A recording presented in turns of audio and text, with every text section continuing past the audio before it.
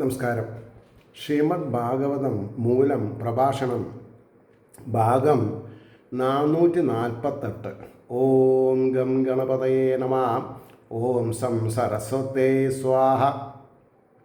ഓം ശ്രീ ഗുരുഭ്യോ നമഃ. ഓം ശ്രീ രംഗനാഥ ശർമ്മണേ നമഃ. നാരായണ നാരായണ നാരായണ നാരായണ നാരായണ നാരായണ നാരായണ നാരായണ നാരായണ നാരായണ നാരായണ. ഓം ഹരേ രാമ രാമ രാമ ഹരേ ഹരേ ഹരേ കൃഷ്ണ കൃഷ്ണ കൃഷ്ണ ഹരേ ഹരേ. ഓം ശ്രീകൃഷ്ണാർപ്പണമസ്തു. ഓം ശ്രീകൃഷ്ണായ പരമാത്മനേ നമഃ. ഓം ശ്രീകൃഷ്ണായ പരബ്രഹ്മണേ നമഃ. ഓം ശ്രീ രുക്മിണീ സത്യഭാമാസമേത ശ്രീ ഗോപാലകൃഷ്ണസ്വാമിനേ നമഃ. ശ്രീമദ് ഭാഗവതം പഞ്ചമസ്കന്ധം 1-ാം അധ്യായത്തിലെ 7-ാമത്തെ ശ്ലോകം മുതൽക്കാണ് ഇന്ന് പറയുന്നത്. അധഃ ഭഗവാൻ ആദിദേവ ഏതസ്യ ഗുണവിസർഗസ്യ പരിബൃംഹണാനുധ്യാന വ്യവസിത സകല ജഗദഭിപ്രായ ആത്മയോ നിര അഖില നിഗമ നിജഗണ പരിവേഷ്ടിത സ്വഭാവനാദവതാര അവതാര സ്വഭാവന അതവതാര എന്നാണ് ശ്ലോകം. അത് ശ്ലോകമല്ല, ഭാഗം എന്ന് പറയാം, ശ്ലോകം എന്ന് പറയാം, അല്ലാണ്ട് എന്താ ചെയ്യാൻ. അപ്പോൾ അതിൻ്റെ വാക്കാർത്ഥം എങ്ങനെയാണ് പറഞ്ഞത്? ഈ ഗുണസൃഷ്ടിയുടെ പരിബൃംഹണത്തിൻ്റെ എന്ന് പറഞ്ഞാൽ അഭിവൃദ്ധിയുടെ നിരന്തര ചിന്തയിൽ അവസാനിച്ചിരിക്കുന്ന സകല ലോകങ്ങളുടെയും അഭിപ്രായത്തോടു കൂടിയ, ഇവിടെ നമ്മൾക്ക് അവശ്യം വേണ്ട ഒരു കാര്യം പറയുന്നുണ്ട്. എന്താ? എപ്പോഴും അഭിവൃദ്ധിയുടെ നിരന്തര ചിന്ത വേണം. അഭിവൃദ്ധി, ജീവിതത്തിൽ അഭിവൃദ്ധി വേണം. അഭിവൃദ്ധി കർമ്മകുശലത കൊണ്ടല്ല, ഈശ്വരാനുഗ്രഹം കൊണ്ടാണ്. ഈശ്വരാനുഗ്രഹം ഉണ്ടെങ്കിലാണ് കർമ്മകുശലത വരുള്ളൂ എന്നുള്ളതാണ് സത്യം. അപ്പോൾ ഈശ്വരന് അധീനമായിട്ട് നമ്മൾ ജീവിച്ചാൽ മതി. അത് എങ്ങനെയാണ്? ഈശ്വരൻ ചില കോഡ് ഓഫ് കണ്ടക്ട്, ധർമ്മം എന്താ, അധർമ്മം എന്താ, നീതി എന്താ, അനീതി എന്താ എന്ന് പറയുന്നുണ്ട്. അപ്പോൾ ആ നീതിയിൽ കൂടി ധാർമ്മികമായ ചിന്തകളിൽ കൂടി ജീവിച്ചാൽ നിരന്തര ചിന്തയായി. അപ്പോൾ അത് അവസാനിച്ചിരിക്കുന്ന സകല ലോകങ്ങളുടെയും അഭിപ്രായത്തോടു കൂടിയ ഐശ്വര്യപൂർണനും ആദിദേവനുമായ ബ്രഹ്മദേവൻ സകലങ്ങളായ വേദങ്ങളാലും തൻ്റെ സംഘത്താലും ചുറ്റപ്പെട്ടവനായിട്ട് തൻ്റെ സ്ഥാനത്തിൽ നിന്ന് അവതാര ഇറങ്ങി വരികയാണ്. അവതാരം എന്ന് പറഞ്ഞാൽ ഭഗവാന്റെ അവസ്ഥയിൽ, ഈശ്വരൻ്റെ അവസ്ഥയിൽ നിന്ന് ഈശ്വരൻ താഴെ ഇറങ്ങി വരികയാണ്. എന്തിന്? സജ്ജനങ്ങളെ കൈപിടിച്ച് ഉയർത്താൻ വേണ്ടി, ദുർജനങ്ങളെ വെട്ടി നിർത്താൻ വേണ്ടി. അവിടെയാണ് ഈ വധം വരുന്നത്. ഈശ്വരൻ രാക്ഷസനെ വധിച്ചു എന്ന് പറഞ്ഞാൽ ആ വ്യക്തിയിലുള്ള ആസുരീയ ഭാവത്തെ ഹനിച്ചു എന്നേ ഉള്ളൂ. അപ്പോൾ മനുഷ്യന് പ്രമോഷനാണ് കിട്ടുന്നത്. അപ്പോൾ നമ്മൾക്ക് പ്രമോഷൻ കിട്ടാനുള്ള കാര്യങ്ങൾ ഈശ്വര ചിന്തയിലൊന്നേ മനുഷ്യന് ശാശ്വതമാം ഈ ഉലകം. ഈശ്വര ചിന്ത ഇല്ലെങ്കിൽ ഈ ഉലകം ശാശ്വതമല്ല എന്ന് പറഞ്ഞാൽ ഉപകാരപ്പെടില്ല എന്നർത്ഥം. അപ്പം ഇനി അതിൻ്റെ ഭാവാർത്ഥം പറയുന്നു. അപ്പോൾ ജ്ഞാനമൂർത്തിയായ ശ്രീനാരായണൻ്റെ, അത് മറക്കരുത്, ആരാണ് ഈശ്വരൻ? ജ്ഞാനം മൂർത്തീഭവിച്ചതാണ്. ജ്ഞാനം, അറിവ്, അതിന് രൂപമില്ല, അത് ഇൻ്റലിജൻസാണ്. തൊട്ടാൽ ഷോക്കടിക്കോ ഇല്ല, ഒരു കുളിരുണ്ടാവും അറിവുണ്ടായാൽ. പറഞ്ഞ വിഷയമാണ്. അപ്പോൾ ജ്ഞാനമൂർത്തിയായ ശ്രീനാരായണൻ്റെ പ്രഥമപുത്രനായതുകൊണ്ട് ജ്ഞാനസ്വരൂപനായി തന്നെ ഇരിക്കുന്ന ബ്രഹ്മദേവൻ ഗുണസൃഷ്ടിയുടെ അഭിവൃദ്ധിയെ സകല ലോകങ്ങളും ആഗ്രഹിക്കുന്നതിനെ അറിഞ്ഞതുകൊണ്ട് സ്വരൂപത്തെ ധരിച്ചിരിക്കുന്ന വേദങ്ങളോടും മരീചിയാദികളായ പുത്രന്മാരോടും കൂടി സ്വസ്ഥാനമായ സ്വസ്ഥാനമായ സത്യലോകത്തിൽ നിന്ന് ഭൂലോകത്തിലേക്ക് പുറപ്പെട്ടു. ഭൂലോകത്തിലുള്ളവർക്ക് സത്യം വധ, സത്യം ചര പഠിപ്പിക്കാൻ വേണ്ടിയിട്ട്. പക്ഷെ നമ്മൾ പഠിച്ചിട്ടില്ല. സത്യത്തിന് നമ്മൾ പുല്ലാണേ പുല്ലാണേന്ന് മുദ്രാവാക്യം വിളിച്ചു നമ്മൾ. അത് പാടില്ല. അത് കഴിഞ്ഞാൽ പിന്നെന്താ, 8ാമത്തെ ശ്ലോകം അല്ലേ? സതത്ര തത്ര ഗഗനതല ഉടുപതിരിവ വിമാനാവലിഭിരനുഭത പദം അമരപരിവൃടൈരവിപൂജ്യമാന പതിപതീച്ച വരൂദശ സിദ്ധഗന്ധർവസാധ്യ ചാരണ മുനിഗണേ ഉപഗീയമാനോ ഗന്ധമാദനദ്രോണീം അവഭാസയന്നുപസർപ്പ. ഇതാണ് കാര്യം. അപ്പോൾ അതിൻ്റെ വാക്കാർത്ഥം എങ്ങനെയാണ് വരുന്നത്? അവൻ്റെ അവിടവിടെ ആകാശത്തിൽ ചന്ദ്രൻ എന്ന പോലെ വിമാനങ്ങളുടെ സമൂഹങ്ങളോടുകൂടിയ ദേവശ്രേഷ്ഠന്മാരാലും മാർഗം തോറും ആദരപൂർവം പൂജിക്കപ്പെടുന്നവനും മാർഗങ്ങൾ തോറും സംഘമായി ചേർന്ന സിദ്ധ ഗന്ധർവ സിദ്ധന്മാരാൽ ഗന്ധർവന്മാരാൽ സാധ്യന്മാർ ചാരണന്മാർ മുനിഗണങ്ങൾ ഇവരാൽ സ്തുതിക്കപ്പെട്ടവനുമായിട്ട് ഗന്ധമാദനത്തിൻ്റെ താഴ്വരയെ പ്രകാശിപ്പിച്ചും കൊണ്ട് സമീപം എത്തി. അദ്ദേഹം ഇവിടെ വന്നിറങ്ങിയപ്പോഴേക്കും ആ ഇരുട്ടൊക്കെ പോയിന്നാ. അതാണ് സത്യമേവ ജയതേ എന്ന് പറയാൻ കാരണം. അപ്പോൾ ഇനി അതിൻ്റെ ഭാവാർത്ഥം ചോദിക്കുകയാണെങ്കിൽ, ആ ബ്രഹ്മദേവൻ ആകാശത്തിൽ അവിടവിടെ ചന്ദ്രനെന്ന പോലെ ദിക്കുകളെ സ്വപ്രഭയാൽ പ്രകാശിപ്പിച്ചുകൊണ്ട് ഇറങ്ങി വരുമ്പോൾ നക്ഷത്രമാർഗങ്ങളിൽ വസിക്കുന്ന ദേവശ്രേഷ്ഠന്മാർ അവരുടെ വിമാനങ്ങളിൽ ഇരുന്ന് അതത് സ്ഥാനങ്ങൾ കടക്കുന്നതുവരെ പിന്നാലെ സഞ്ചരിച്ച് ബ്രഹ്മാവിനെ കുറിച്ച് തങ്ങൾക്കുള്ള പരമാദരത്തെ പ്രദർശിപ്പിച്ചു. അതായത് നമ്മളെക്കാൾ വലിയ ഗുരുജനങ്ങൾ വരുമ്പോൾ നമ്മൾ പാദചാരേണ, അതായത് കാൽനടയായിട്ട് വേണം അവരുടെ അടുത്തേക്ക് എത്താൻ.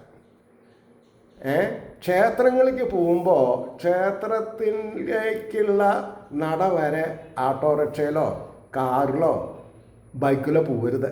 ക്ഷേത്ര കവാടത്തിൻ്റെ അവിടെ വെക്കണം. എന്നിട്ട് നമ്മൾ നടന്നു പോകണം. നടന്നു പോകുമ്പോൾ നാരായണ നാരായണ നാരായണ ജപിക്കണം. ദേവീക്ഷേത്രമാണെങ്കിലോ അമ്മേ നാരായണ, ദേവി നാരായണ, ലക്ഷ്മി നാരായണ, ഭദ്രേ നാരായണ. ശിവനാണെങ്കിലോ ഓം നമ ശിവായ, ശിവായൈ നമ എന്ന് പറയണം. എനിക്കത്ര അറിവുണ്ടായില്ല, ഇപ്പോഴും ഉണ്ടായിട്ടല്ല.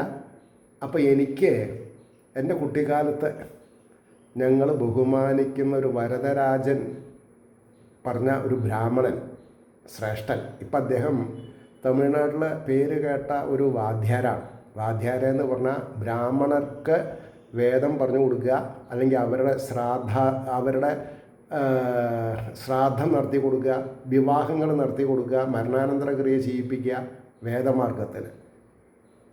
അപ്പോൾ അദ്ദേഹം എന്നോട് പറഞ്ഞു, ഞാൻ എൻ്റെ പാമ്പങ്കാവിൽ ഒരു ദിവസം ദീപാരാധനയൊക്കെ കഴിഞ്ഞിട്ട് ഇങ്ങനെ ഓം നമ ശിവായ ശിവായ നമഃ, ഓം നമ ശിവായ ശിവായ നമ ഓം എന്നൊക്കെ പറഞ്ഞിട്ട് ഇങ്ങനെ അതിൻ്റെ ക്ലിപ്പ് അദ്ദേഹം കണ്ടു.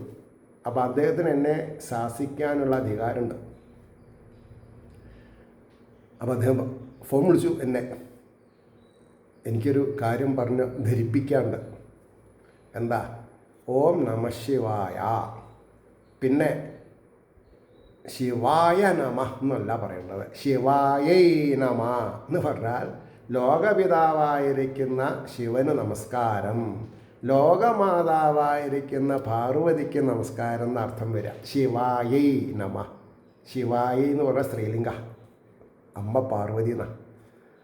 അപ്പോൾ അതാണ് ഗുരുജനങ്ങൾ. ഗുരുജനങ്ങളെന്ന് പറഞ്ഞാൽ വിദ്യ ആഗ്രഹിക്കുന്നവൻ്റെ മനസ്സിലുള്ള അജ്ഞാനത്തെ മാറ്റാൻ സാധിക്കണം. അപ്പോൾ അദ്ദേഹത്തിൻ്റെ പാതാരവിന്ദത്തിൽ ആരുടെ? വരദരാജ വാദ്യാരുടെ എൻ്റെ സഹോദരനാണ്, സഹോദര സ്ഥാനീയനാണ്, എൻ്റെ ജ്യേഷ്ഠ സഹോദരനാണ് അദ്ദേഹം. മനസ്സിലായില്ലേ? എല്ലാം കൊണ്ടും എൻ്റെ അമ്മ എന്ന് പറഞ്ഞാൽ അദ്ദേഹത്തിന് വളർത്തമ്മ. ഞങ്ങൾക്കൊക്കെ കഞ്ഞി തരുമ്പോൾ അതിൽ വറ്റ് ഊറ്റി ഒരു സ്റ്റീലിൻ്റെ തൂക്കുപാത്രത്തിലിട്ട് ഉപ്പുമാങ്ങയോ കണുമാങ്ങയോ വെച്ചിട്ട് കൊടുത്തയക്കും അദ്ദേഹത്തിന് കോളേജിലേക്ക്. അന്നൊക്കെ നടന്നു പോകണം പട്ടാമ്പി കോളേജിലേക്ക്, ഒരു 2.5 കിലോമീറ്റർ 2-3 കിലോമീറ്റർ. ആലോചിച്ച് നോക്കൂ. അപ്പോൾ ഇവിടെ മഹാദേവൻ്റെ ശിവക്ഷേത്രത്തിൽ നിൽക്കുമ്പോൾ നമ്മൾ എന്താ പ്രാർത്ഥിക്കേണ്ടത്? ഓം നമ ശിവായ, ശിവായൈ നമ എന്ന് പറഞ്ഞിട്ട് വേണം പോകാൻ. അപ്പോൾ പറയണു, അതാത് സ്ഥാനങ്ങൾ കടക്കുന്നത് വരെ പിന്നാലെ സഞ്ചരിച്ച് ബ്രഹ്മാവിനെക്കുറിച്ച് തങ്ങൾക്കുള്ള പരമ ആദരത്തെ പ്രദർശിപ്പിച്ചു. അപ്പോൾ അതെ, സിദ്ധ ഗന്ധർവ സാധ്യ ചാരണ മുനിഗണങ്ങൾ അവരവരുടെ സ്ഥാനങ്ങളിൽ സംഘം ചേർന്ന് നിന്ന് ആദിദേവനെ സ്തോത്രം ചെയ്തു. ഇപ്രകാരം ഗന്ധമാദന പർവ്വതത്തിൻ്റെ സമീപത്തെത്തി മന്ദരപർവ്വതത്തിൻ്റെ താഴ്വരയിൽ ശ്രീ നാരദമുനിയുടെ സമീപത്തിരുന്ന് പ്രിയവ്രതൻ ആത്മവിദ്യ ശ്രവിക്കുകയായിരുന്നു. പുത്രനെ കൂട്ടിക്കൊണ്ടുപോയി രാജ്യത്തിൽ അഭിഷേകം ചെയ്യുവാൻ ആഗ്രഹിച്ച് സ്വയംഭുവമനുവും അവിടെ വന്നിരുന്നു. പിതാവിൻ്റെ ആജ്ഞയെ ആദരിക്കാതിരിക്കുന്ന സമയത്താണ് ബ്രഹ്മദേവൻ അവിടെ എഴുന്നള്ളിയിരിക്കുന്നത് എന്ന് കഥാസംഘടനയിൽ നിന്ന് ഗ്രഹിക്കാം. ഇവിടെ വലിയൊരു തത്വമുണ്ട്. എന്താ? ഈശ്വര ചൈതന്യം ആരേനെ എപ്പോൾ എന്തിന് ഗൈഡ് ചെയ്യാൻ വേണ്ടി കൽപ്പിക്കും എന്നുള്ളത് പറയാൻ പറ്റില്ല. എന്തോ എൻ്റെ ശിരോരേഖ നേരായ മാർഗത്തിലാവ കാരണം എനിക്കൊരു 47 വയസ്സുള്ളപ്പോൾ ചെറുശ്ശേരിൽ ആ കരുണാകരൻ പിള്ള അദ്ദേഹത്തിനെ കണ്ടുമുട്ടാൻ സാധിച്ചു. തേടിയ വള്ളി കാലിൽ ചുറ്റി എന്ന് പറഞ്ഞ മാതിരി. അതേമാതിരി ഇവിടെ പ്രിയവ്രതന് തൻ്റെ അച്ഛൻ്റെ അഭിലാഷത്തെ ത്യജിക്കേണ്ട സമയമായപ്പോഴാണ് ഭഗവാൻ നാരായണൻ ബ്രഹ്മദേവനോട് പറഞ്ഞു, ഡോ താൻ ആ കുട്ടീനെ ഒന്ന് പോയി ഉപദേശിക്കൂ, അച്ഛൻ്റെ വാക്ക് തെറ്റി നടക്കരുത്. അപ്പോൾ ഇത് പ്രിയവ്രതൻ അറിയോ? ഇല്ല. പ്രിയവ്രതൻ്റെ അച്ഛൻ കമ്പില്ല കമ്പി അയച്ചോ നാരായണനെ? ഇല്ല. അപ്പോൾ ഇതൊക്കെ അറിയുന്ന സർവജ്ഞനും സർവവ്യാപിയാണ് ആര്? നാരായണൻ. സാക്ഷാൽ ശ്രീമദ് നാരായണൻ. ഐശ്വര്യപരിപൂർണനായിരിക്കുന്ന എന്നൊക്കെ പറയണം. പരിപൂർണനാണ് അദ്ദേഹം. മനസ്സിലായില്ലേ? ആ അദ്ദേഹമാണ് നമ്മുടെ ഉള്ളിൽ ബാലാഗ്ര ശതഭാഗസ്യ വിസ്തരസ്യ ഏകോ ജീവ എന്നുള്ള പ്രമാണം പോലെ ഇരിക്കണത് എന്നുള്ളത് നമ്മൾ മറക്കുകയാണ്. എന്നിട്ട് നമ്മൾ നാരായണനെ തെരഞ്ഞു പോവുകയാണ്. തെരഞ്ഞു പോണ്ട, നമ്മുടെ ഉള്ളിലുണ്ട്. നഗ്നമായ കണ്ണുകളെ ഒന്ന് അടയ്ക്കുക. അകക്കണ്ണ് തുറക്കണേ ഭഗവാനെ, അങ്ങയുടെ ആ തേജോപുഞ്ചത്തെ അനുസന്ധാനം ചെയ്യാൻ സാധിക്കണേ എന്നൊന്നോട് പ്രാർത്ഥിച്ചു നോക്കൂ, കാര്യം നടക്കും. മനസ്സിലായില്ലേ? അപ്പോൾ ആ കഥാസംഘടനയെ കൂടെ നമ്മൾ വിചാരിച്ചു. ഇനി ഞാൻ നിങ്ങളെ എൻ്റെ കുട്ടിക്കാലത്തേക്ക് ഒന്ന് കൂട്ടിക്കൊണ്ടുപോകാം. കാരണം 1974 ഒക്ടോബർ 9 ഒരു ബുധനാഴ്ചയാണ് എൻ്റെ അച്ഛൻ മരിക്കണത്. അന്ന് എനിക്കൊരു 21.5 വയസ്സ്.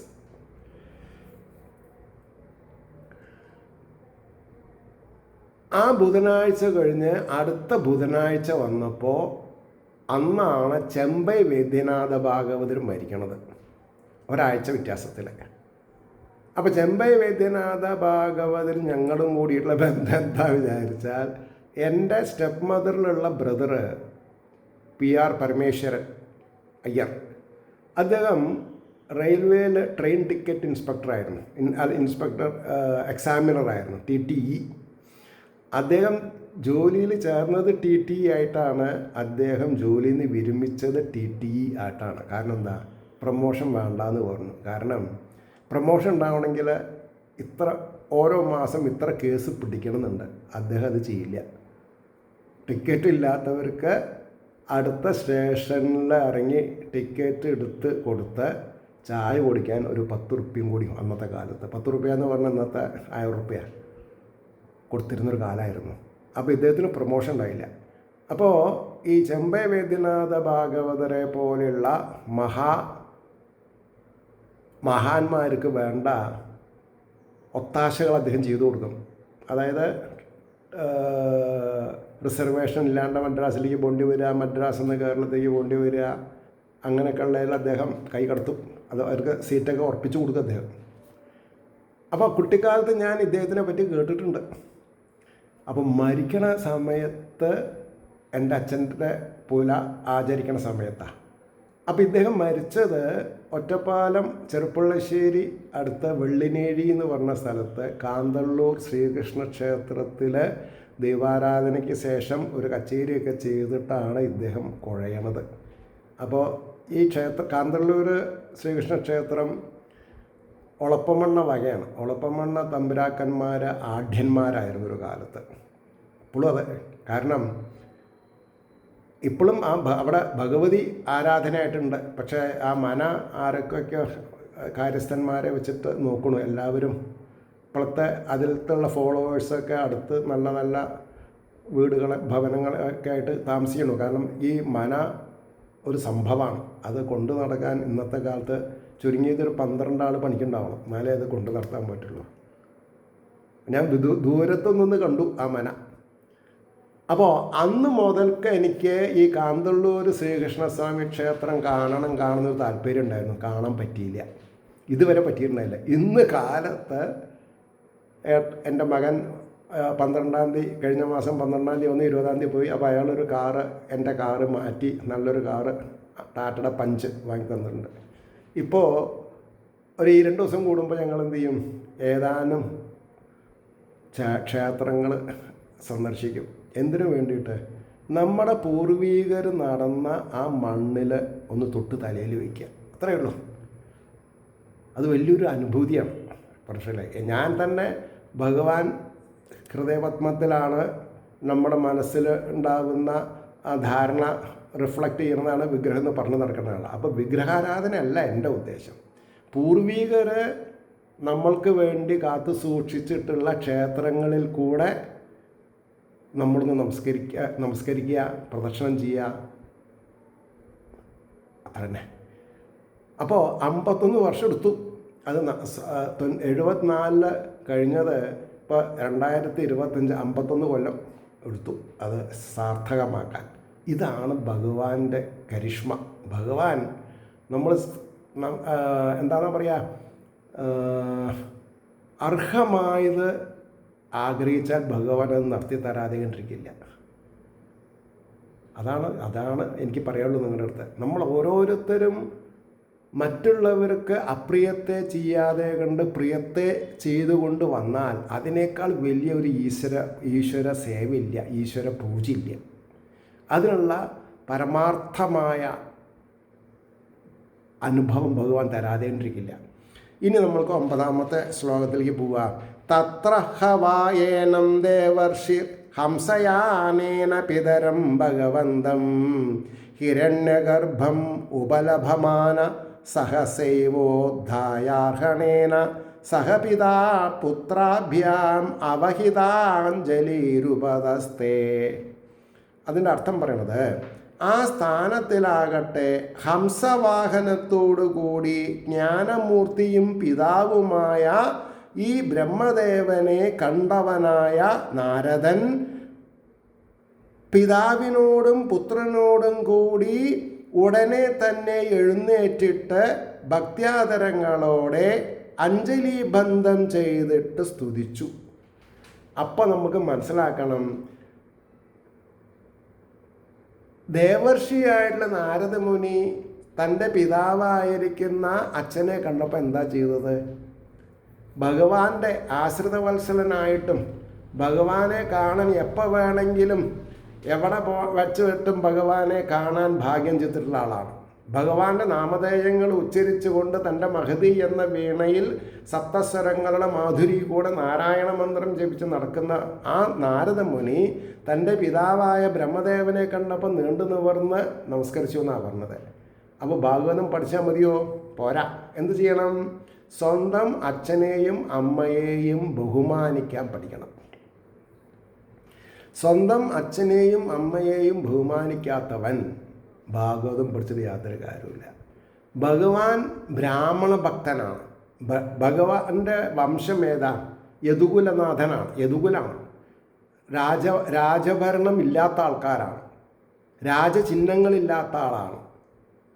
അദ്ദേഹം ഉപനയനം ചെയ്തത് എപ്പോഴാണ്? 11ാമത്തെ വയസ്സിൽ. അപ്പം നോർമാഡിക് ട്രൈബിൽ വളർന്ന കൃഷ്ണൻ ദേവതകളാൽ കീർത്തിക്കപ്പെട്ടവനായി ഈശ്വരനായി മാറുന്ന ആ ഒരു എന്താ പറയുക റിഫോം അത് നമ്മളിലും ബാധിക്കും. നമ്മൾ ആരായി ജനിച്ചാലും ശരി, എത്ര അധകൃത വർഗത്തിലാണെങ്കിലും ശരി, ഈശ്വരീയ ചിന്തയിൽ കൂടെ ഉദാത്തമായ ശ്രേഷ്ഠമായ അവസ്ഥയിലേക്ക് നമ്മൾക്ക് ഉയരാൻ പറ്റണം. പക്ഷേ അപ്പോൾ ഉണ്ടാവുന്ന ആദരവിനെ നമ്മൾ അഹങ്കാരത്തിലേക്ക് ട്രാൻസ്ഫോം ചെയ്യരുത്. ആ ആദരവിനെ കൂടി ഭഗവാന്റെ തിരുപാദപത്മത്തിൽ വെച്ച് നമസ്കരിക്കാൻ സാധിക്കണം. അത് ഭഗവാനുള്ള ആദരവാണ്. അതുകൊണ്ടാണ് എഗെയിൻ എൻ്റെ കാർന്നവരെ ഗുരുനാഥൻ ഭാഗവത ഭക്തദാസൻ എന്നൊരു ഓമനപ്പേര് എനിക്ക് തന്നു. എപ്പോഴും അത് നീ ആലോചിക്കണം. ആര് എത്ര നിന്നെ പൊക്കിയാലും നിൻ്റെ പേര് നീ ഓർമ്മ വയ്ക്കണം. നീ ആരാ? ഭാഗവത ഭക്തന്മാരുടെ ദാസനാണ് നീ ഒരിക്കലും ബ്രഹ്മശ്രീ പട്ടം വാങ്ങരുത്. അത് ഭഗവാനാണ്. അതിലും മീതെ ഉപദേശം എന്താ ഉണ്ടാവുക? ആലോചിച്ച് നോക്കൂ. അതുകൊണ്ടാണ് നമ്മളും അതേപോലെ അഞ്ജലീബന്ധം ചെയ്ത അച്ഛനമ്മമാരെ ദൈവീകമായി അവരെ അവരോധിക്കണം. നമ്മൾക്കും അച്ഛനെയും അമ്മയും ദേവന്മാരുടെ സ്ഥാനത്തിരുത്തി പൂജിക്കാനുള്ള വൈഭവം നമ്മൾ ഉണ്ടാക്കും. മനസ്സിലായില്ലേ? ഇനി അതിൻ്റെ ഭാവാർത്ഥം പറയണു. ആ സ്ഥാനത്തിൽ ഗന്ധമാദന താഴ്വരയിൽ ഹംസവാഹനത്തിൽ ഇരുന്ന് എഴുന്നള്ളിയിരിക്കുന്ന സ്വപിതാവും ജ്ഞാനസ്വരൂപനുമായ ഈ ബ്രഹ്മദേവനെ കണ്ടറിഞ്ഞ ശ്രീനാരദ മുനിയും മനുവും പുത്രനായ പ്രിയവ്രതനും പെട്ടെന്ന് എഴുന്നേറ്റ് ഭക്ത്യാദരങ്ങളോടെ അഞ്ജലീബന്ധം ചെയ്ത് സ്തുതിച്ചു. അപ്പം നമ്മളും സദാസേവ്യ നാരായണം ഭജേ ഭഗവാനെ സ്തോത്രങ്ങളെ കൊണ്ട് സ്തുതിക്കാൻ നിവൃത്തിയുള്ളൂ. 10ാമത്തെ ശ്ലോകം നോക്കിക്കോളൂ. ഭഗവാൻ അഭിഭാരത തദുപനീതാർഹണ സൂക്തവാക്യേന അതിതതരാം ഉദിത ഗുണഗണാവതാര സുജയ പ്രിയവ്രതം ആദിപുരുഷസ്തം സദയ ഹാസാവലോക ഇതി ഹോവാച ഹൗവാച. അതാണ് ഹോവാച എന്ന് പറഞ്ഞത് കേട്ടോ. അപ്പോൾ ഹേ ഭരതകുലോത്പന്ന, ഭരതകുലത്തിൽ തന്നെ നാന്ദി എന്നൊക്കെ പറയണത്. ഹേ ഭരതകുലോത്പന്ന, ഭരതകുലം ഭാരതത്തിൻ്റെ കുലം, അതാ നമ്മളൊക്കെ ഭാരതകുലജാതന്മാരാണെന്നുള്ളത് മനസ്സിലാക്കരുത്. അല്ല, മനസ്സിലാക്കരുതെന്നല്ല, മനസ്സിലാക്കണം. ഭഗവാനായ ആദിപുരുഷനും അവനാൽ സമർപ്പിക്കപ്പെട്ട പൂജാദ്രവ്യത്തോടു കൂടിയവനും മധുരവാക്യത്താൽ ഏറ്റവും പറയപ്പെട്ട ഗുണാവതാരത്തോടും സുജയങ്ങളോടും കൂടിയവനും. എല്ലാം ജയം എന്നാണ്. സുജയം എന്നാണ്. സുജയം, സ്വാഗതം സുസ്വാഗതം, പ്രഭാതം സുപ്രഭാതം, അതാണ് സുജയം കേട്ടോ. സുജയങ്ങളോടും കൂടിയവനും ദയാസൂചകനും ഹാസസഹിതവുമായ നോട്ടത്തോടു കൂടിയവനുമായിട്ട് ആ പ്രിയവ്രതനോട് ഇപ്രകാരം സ്പഷ്ടമായി പറഞ്ഞു. യാതൊരു സംശയമില്ലാത്ത രീതിയിൽ പറഞ്ഞു എന്നാ. ഇനി അതിൻ്റെ ഭാവാർത്ഥം പറയാം. ഉത്കൃഷ്ടമായ ഭാരതവംശത്തിൽ ജനിച്ച ഭവാൻ ഇത് മനസ്സിരുത്തി കേൾക്കുക. ഇതൊക്കെ നമ്മൾക്കുള്ള ഉപദേശങ്ങളാണ്. നമ്മൾ ഭാരതത്തിലാണ് ജനിച്ചിട്ടുള്ളത്. ജ്ഞാനാദികളായ 6 ഗുണങ്ങൾ തികഞ്ഞിരിക്കുന്ന ആദിപുരുഷനായ ബ്രഹ്മദേവൻ പുത്രനായ ശ്രീ നാരദമുനി സമർപ്പിച്ച പൂജാദ്രവ്യങ്ങൾ സ്വീകരിച്ചു. തൻ്റെ ഉത്കൃഷ്ടങ്ങളായ ഗുണഗണങ്ങളെയും അവതാരങ്ങളെയും സർവോത്കൃഷ്ടങ്ങളായിട്ട് മധുരവാക്യങ്ങളാൽ വർണ്ണിക്കുന്നത് കേട്ട് സന്തോഷിച്ചു. തൻ്റെ മക്കൾ ചെയ്യുന്ന ആദരവിന് പാത്രീഭൂതരാക്കുന്ന മക്കളായാൽ അതിൽ പ്രശംസ ആർക്കാ കിട്ടുക? സ്വന്തം പിതാവിന്, സ്വന്തം മാതാവിന്. ഇതാണ് നമ്മൾ മനസ്സിലാക്കേണ്ടത്. എനിക്ക് കിട്ടുന്ന മര്യാദകളും സ്നേഹവും അഭിവാദ്യങ്ങളൊക്കെ എൻ്റെ ഗുരുനാഥനും എൻ്റെ അഭിമന്യ പിതാവിനും എൻ്റെ അമ്മയ്ക്കും.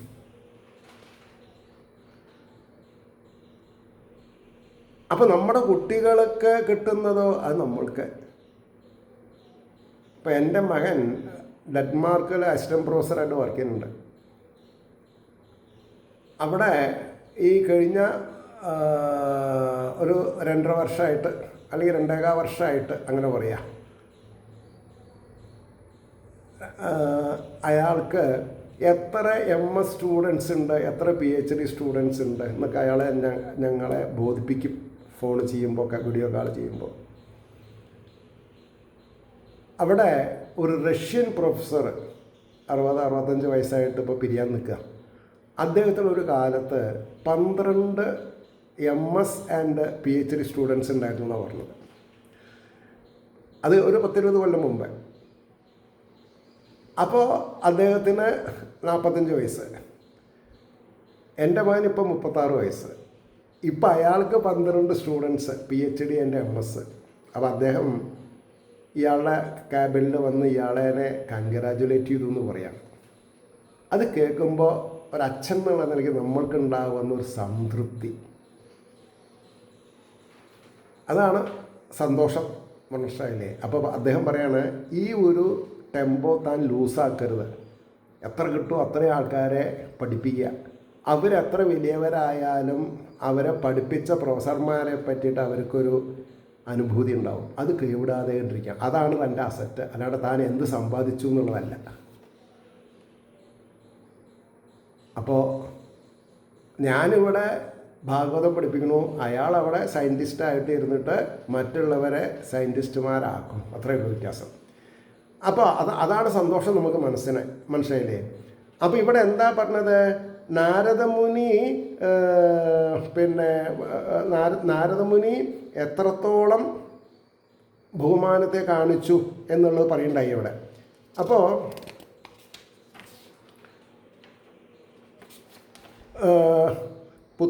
അതെ, അപ്പോൾ സർവ്വതോത്കൃഷ്ടങ്ങളായിട്ട് മധുരവാക്യങ്ങളാൽ വർണ്ണിക്കുന്നത് കേട്ട് സന്തോഷിച്ചു എന്ന് പറഞ്ഞു. മന്ദഹാസപൂർവം ദയാസൂചകമായി കടാക്ഷിച്ച ശേഷം ആ പ്രിയവ്രതനോട് ഇപ്രകാരം സ്പഷ്ടമായി പറഞ്ഞു. സൂക്തവാകേന എന്ന പാഠഭേദം ശാസ്ത്രഗീതങ്ങൾ കൊണ്ട് എന്നർത്ഥം. ശാസ്ത്രഗീതങ്ങളെ കൊണ്ടാണ് സ്തുതിച്ചത്.